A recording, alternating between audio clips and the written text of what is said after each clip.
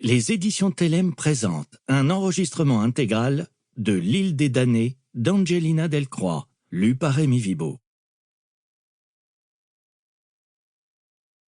À Daniel, qui restera à jamais dans nos mémoires. Prologue. D'ici, personne ne peut l'entendre crier. Ça tombe bien, elle n'en a pas l'intention. Il vient déjà de la violer à 3 reprises.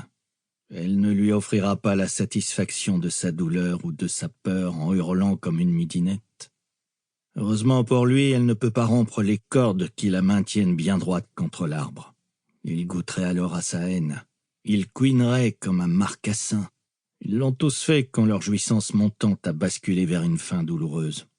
La prostituée de la mort a été son surnom, jusqu'à son arrivée ici.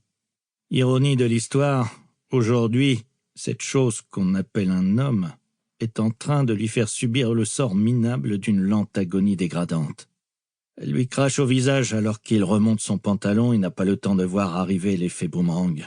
Il lui décoche un coup de poing qui envoie son crâne percuter le tronc robuste lui servant de tuteur. Son nez fait un bruit sec, son esprit vacille. Sa tête retombe lourdement vers l'avant et danse dans le vide en laissant couler un filet rouge.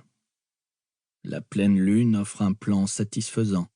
Caché derrière un fourré, il observe la scène.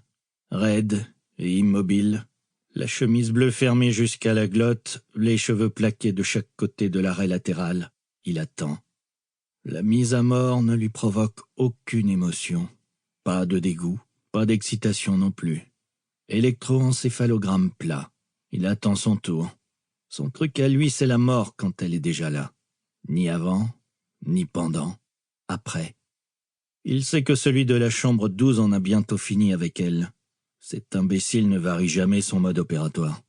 « Tu n'as même pas les couilles de m'affronter !» crache-t-elle, en même temps qu'un spray rougeâtre, alors qu'elle recouvre ses esprits. « Un porc serait mieux monté que toi !»« Ah ouais ?» grogne celui de la chambre 12. « Tu veux vraiment que je te remontre ?»